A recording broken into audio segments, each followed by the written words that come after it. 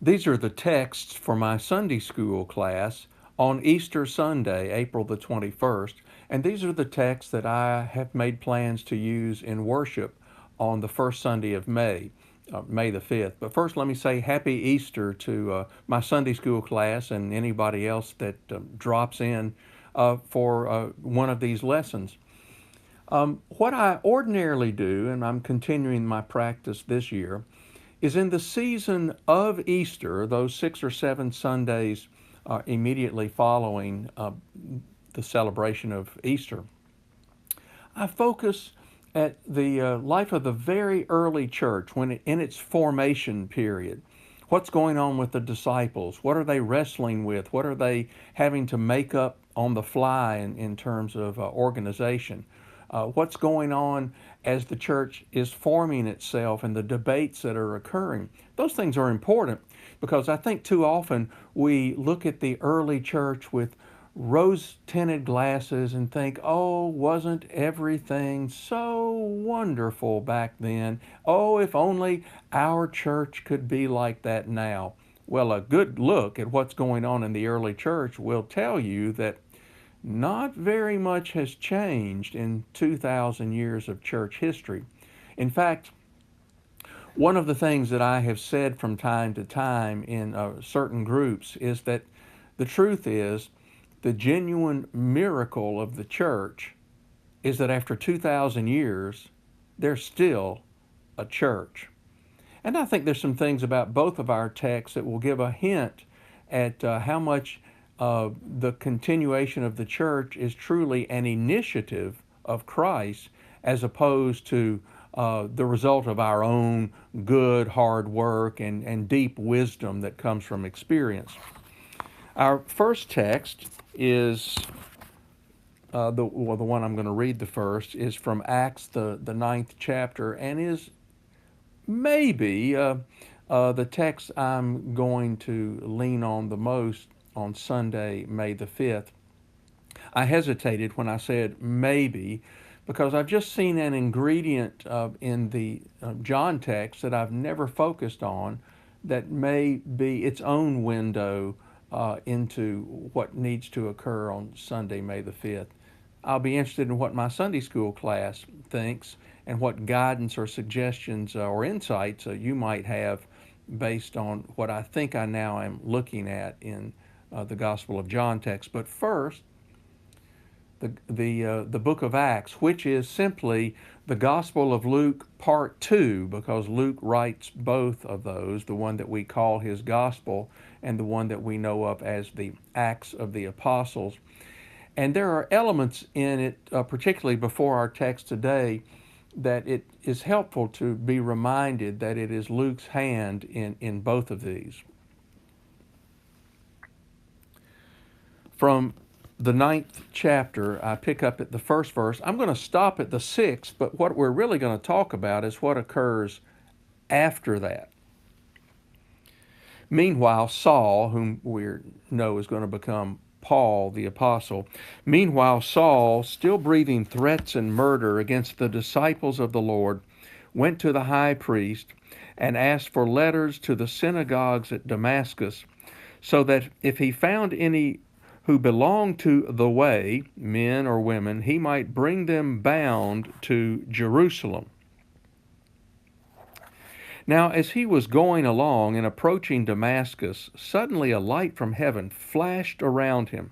He fell to the ground and heard a voice saying to him, Saul, Saul, why do you persecute me? He answered, Who are you, Lord? The word Lord here does not necessarily mean God above. It means a powerful entity that you wish to acknowledge as powerful in that moment.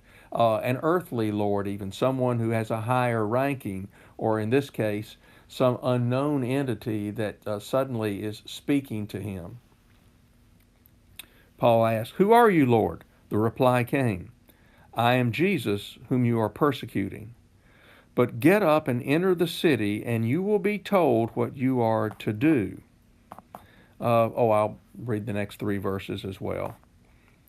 The men who were traveling with him stood speechless because they heard the voice but saw no one. Saul got up from the ground, and though his eyes were open, he could see nothing. So they led him by the hand and brought him into Damascus.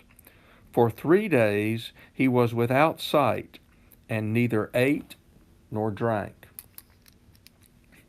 One of the things I've suggested from time to time with those that are looking at lectionary readings, which is what this is that whenever you see the lectionary text and you see pieces in brackets, sometimes those bracketed pieces, which often aren't read in church, are the ones that prove to be the most fascinating sections. And what comes after what I have read is a bracketed section, which I think lends itself to our genuine interest for May the 5th.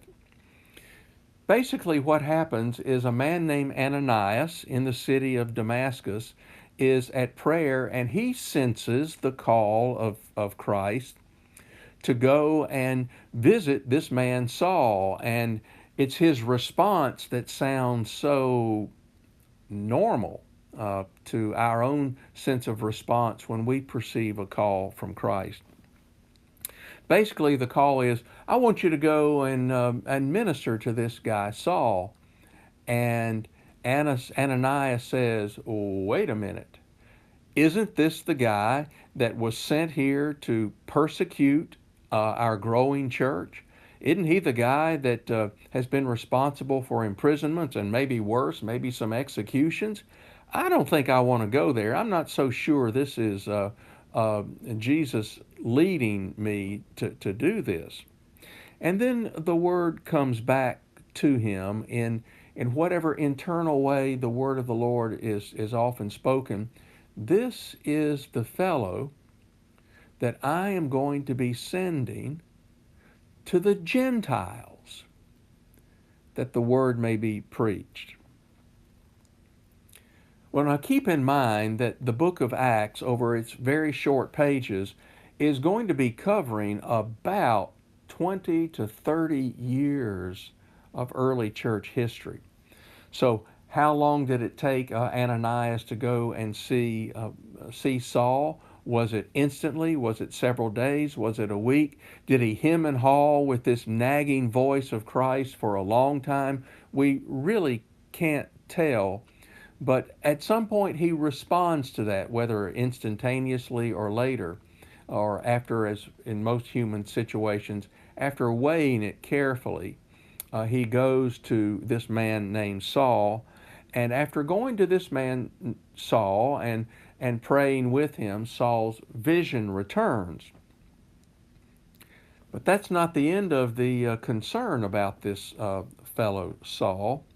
Saul hangs out with those who are called disciples. That's not the 12, but those who are called disciples there in Damascus for several days, and he begins to preach, and a lot of them are amazed, but they're still wondering. After all, you and I know that sometimes someone can say all the right things, and all they're really trying to do is ingratiate themselves. And we've all read enough spy novels to know that one of the best ways for a spy to work is to get connected with the people that he wants to bring down. So these early disciples in Damascus are still leery of this fellow Saul who is going about proclaiming Jesus Christ as Lord and Savior. Again, a very human reaction. Think of all the human reactions we have in the life of the church, whether it's to move forward with a capital campaign or to start a new program or to end an old one, and the dynamics in the life of the church are such that not 100% of the people are 100% of the time 100% behind whatever plan or project that others of us believe is truly the direction that Christ is sending us. And in a real way, such things as capital campaigns or starting a new program or ending an old one are pretty small potatoes in the grand order of the universe, particularly when compared to persecution, imprisonment, and execution. We've already seen earlier in the book of Acts where Peter and some of the other disciples have already been um, beaten, whipped, scourged because of preaching the gospel. So here's this fellow who has been in charge of those kinds of things, who the word has gotten to Damascus. That's what he wants to do. And now he's preaching this gospel of Jesus Christ. There's a lot to be suspicious about. And once more, how long did this go on? How intense was the discussion? Well, we don't know how long it went on, but you and I can imagine the intensity of the discussion. Do we embrace this man? Do we reject this man? Do we, in the name of Christ, get rid of this man? Make him disappear? Let him swim with the fishes? Uh, who knows what all went on in that discussion?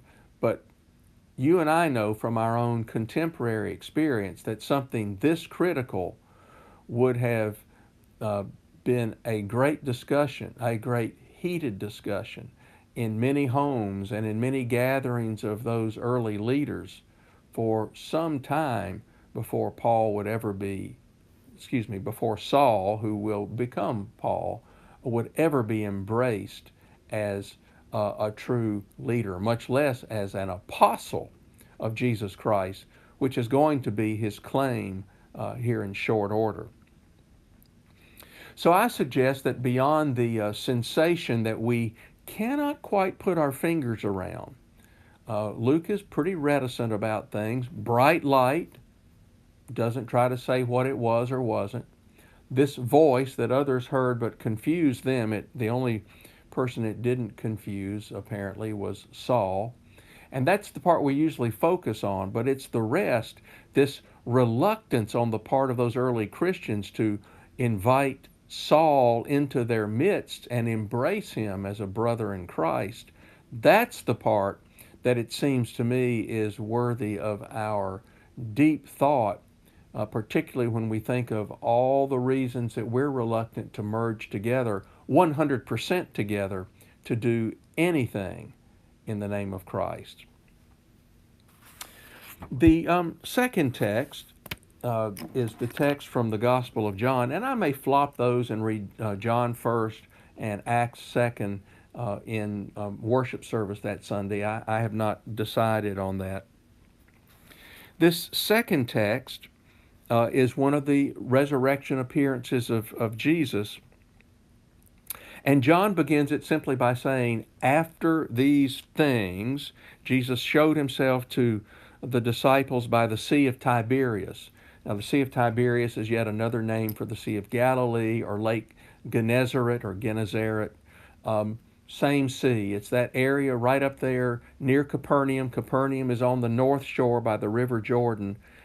Capernaum was, in all likelihood, the home base of Jesus for most of his ministry there in the Galilean region. So this is back in home turf, back where Peter, Andrew, James, and John were fishermen. And Jesus is going to make an appearance here. Now, to read through the early part of the text, by my count, 7 of the disciples are up there together. And they're listed here, but it's worth doing this instead of thinking that it's all of the disciples, but to actually count.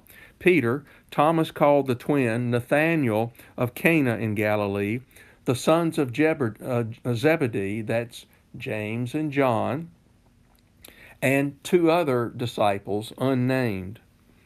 And so they're all together. We don't know why they're together. We don't know if they're waiting on anything together.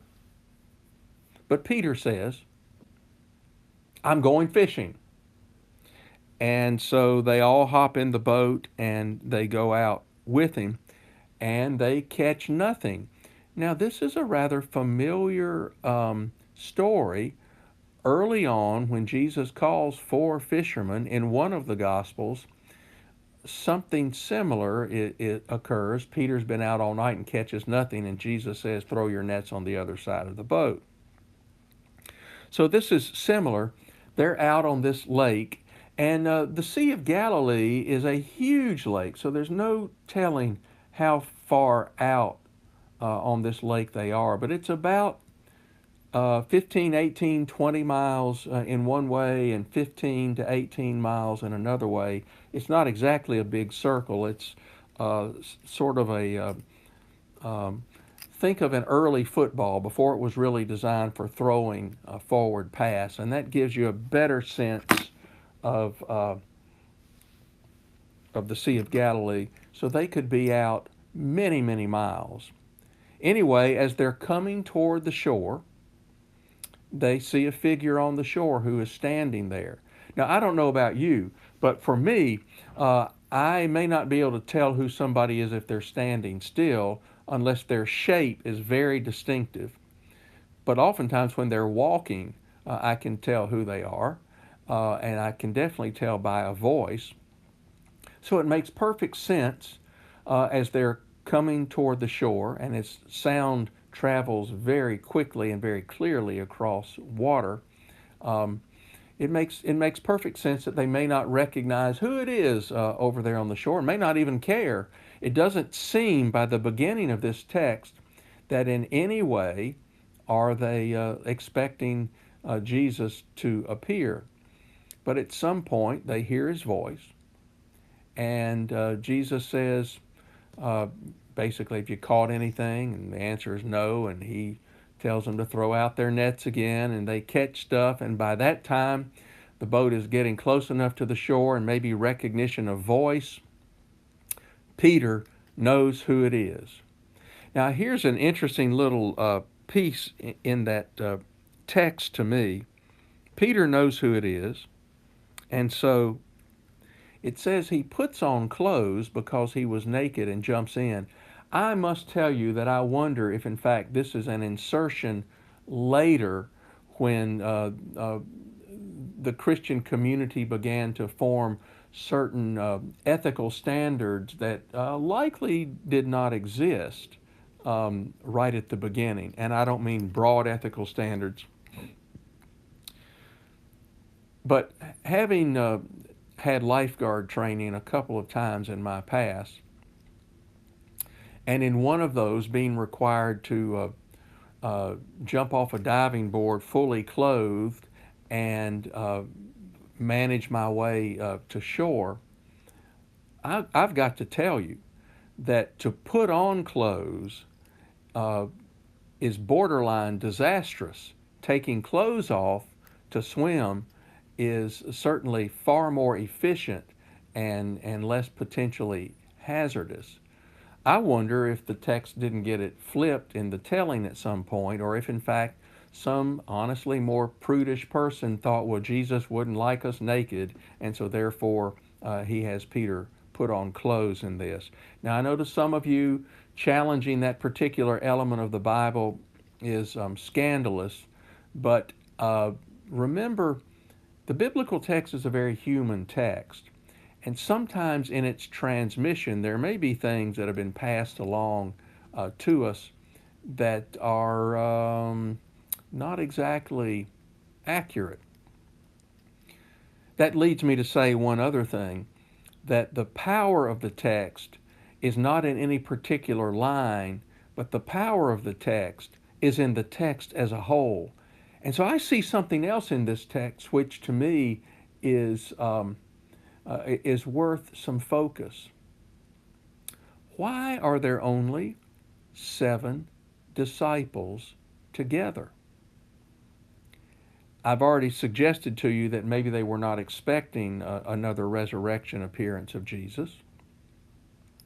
But why were they together? Is it again because misery loves company, and they're still trying to wrap their heads around all the occurrences in the recent past, from the entry into Jerusalem to the execution to the resurrection, to which by now they have all been witness to? Is it because they're not quite sure what to do with themselves or what to do with this remarkable message of the resurrection? And also, where are the other 4 disciples? You remember Judas is now gone, so we've got 7 plus 4 would make the 11. Where are the other 4? Are they already busy trying to formulate ways to spread this exciting news about Jesus Christ? Or are they still in hiding? Why are these fishermen, after instructions of Jesus to meet me in Galilee, why are they actually going fishing again and not waiting to see what's going to occur?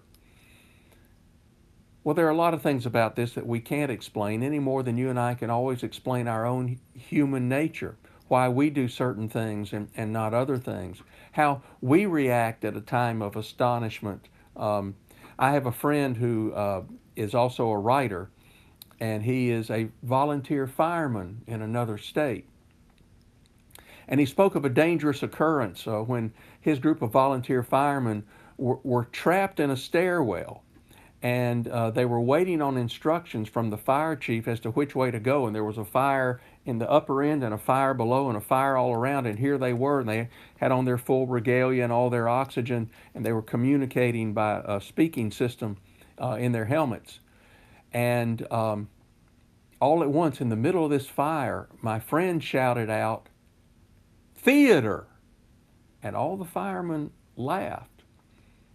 And well, you know why, because we always hear you don't cry fire in a crowded theater, and he just wondered what would happen when you cry out theater at a crowded fire. And all the firemen got it, but what a dumb thing in the middle of this life-threatening moment. But there are a lot of dumb things, and so it's certainly possible that instead of swimming to the shore in the most efficient way, which would be naked or near naked, Peter puts on clothes. This is still an astonishing occurrence to see someone who was dead and now alive and coming to encounter. But the other element of this goes back to my question as to why there are only 7 together. Why aren't they all planning? Why would they spend time fishing instead of continuing to contemplate what they're to be about? Well, sometimes the best thing we can do when we don't know what to do is to do what's normal and natural for us. And what's normal for Peter? Go fishing. And so that's what he does. He picks up his occupation and goes, perhaps not knowing how long it will remain an occupation, perhaps assuming it's going to remain his occupation. We don't know. The other key ingredient is it becomes clear that the perpetuation of the gospel is not resting in the laps of these 7 disciples. It's not resting on the other 4 about whom we know nothing at this moment as to what they are about. The perpetuation of the gospel continues to rely on the resurrected Christ. In the book of Acts, with Saul going to persecute Christians, the perpetuation of the gospel is entirely in the hands of the resurrected Christ. Here with these fellows who've decided to go out fishing, and it's only 7 of the 11, the perpetuation of the gospel is entirely in the hands of the resurrected Christ. Paul was on his way doing his normal, everyday routine, which as a rabbi had become ferreting out the Christians and bringing them to justice. Peter and these others are in their normal, everyday routines, which is to go about their ordinary business. In both cases, it takes Christ's intervention to move the gospel forward. Well, I hope to see you tomorrow, Easter Sunday, and on that Sunday, I hope you have some wonderful insights for me for these texts. Thank you.